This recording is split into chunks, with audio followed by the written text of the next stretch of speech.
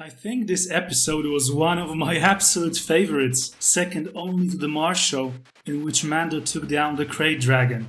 That one will be hard to top, but I suspect the next one with Ahsoka will probably be even better. I suspect some people might be slightly disappointed by it, since we did not see Ahsoka that was teased in the last episode, but it was to be expected since the next episode will be the one directed by none other than Dave Filoni. Do not worry though, I am willing to bet a lot of money that the next episode will feature Ahsoka most prominently. I also plan to record myself while watching this next week's episode, since I will probably go crazy when she does appear. Okay, so back to this recent episode, The Siege. Those of you that watched my previous breakdowns, you'll know that I don't like to break every little insignificant detail of the episodes. Plus, I don't really see the point of pretty much summarizing the episode. My channel is meant for the huge fans of the franchise, that are well versed in all its nuance, and that is how I approach my content. I'll get right into the most crucial things that occurred this episode, sharing my thoughts and theories. First, the Aqualish that appeared at the start of the episode.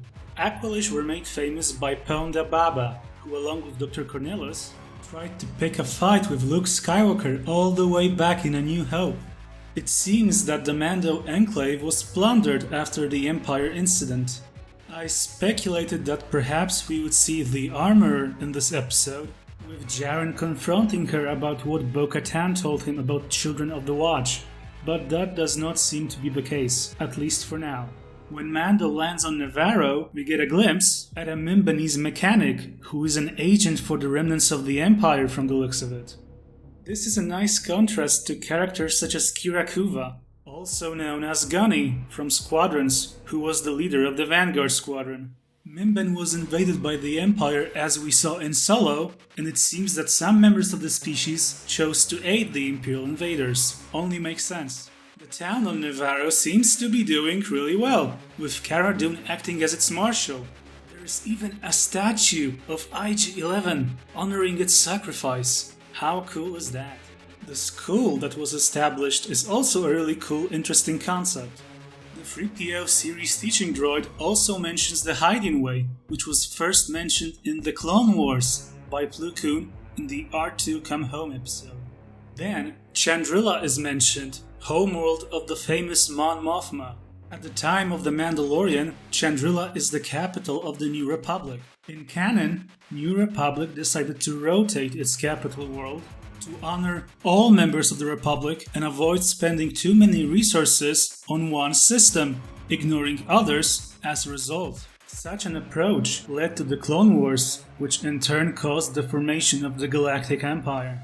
The Akadiz Maelstrom is the maelstrom in the Kessel sector, through which Han Solo made his famous Kessel run in less than 12 parsecs.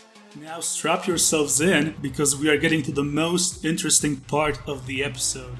The Imperial outpost on Nevarro seems to be a secret base that is part of something much grander, perhaps Palpatine's resurrection program, or something else entirely. Cara Dune, being a seasoned rebel soldier, almost instantly realizes that they uncovered something that holds a lot of significance for the Empire and wants to find out more.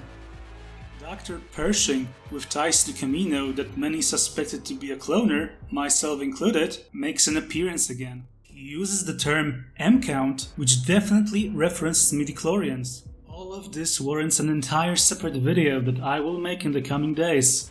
But suffice to say, I suspect Gideon could be part of Sith Eternal. Again, they are tying everything together, the prequels, the sequels, all of it. As it stands right now, we don't know much about how many members of the Empire and later First Order knew that Palpatine was alive. But clearly, some of them knew all along, such as General Pryde from Rise of Skywalker, and I suspect Gideon might be in on the secret as well. The big question remains what these clone attempts are. At first, I thought that they are trying to prepare a host for Palpatine, but now I'm thinking these clones might be something else entirely. What if they're actually trying to create Force-sensitive soldiers and perhaps Palpatine is not even involved in the whole thing? That is also a possibility. Though I'm thinking it is much more likely that Sith Eternal, along with Palpatine, is involved.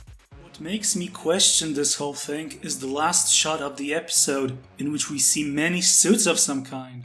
I don't think these are droids. Are the suits empty or not? Again, we simply don't know.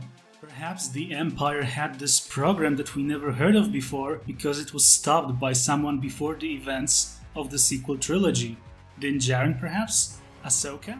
The new era that the new Imperial officer speaks of references the First Order's endgame, which we know came to fruition in The Force Awakens. Last but not least, I really appreciated the interaction between Cara Dune and Carson Teva, an X-Wing pilot from the second episode. I really dig all these little snippets, references to the New Republic and how it operates at this time. The New Republic might come into play eventually, perhaps after the encounter with Ahsoka on Corvus in the next episode. Could we actually see Luke Skywalker in the series? I don't think so, but hey, at this point, anything is possible. What did you guys think of this episode? Were you as blown away by it as I was? Stay tuned for more Mando content in the coming days, and may the Force be with you always.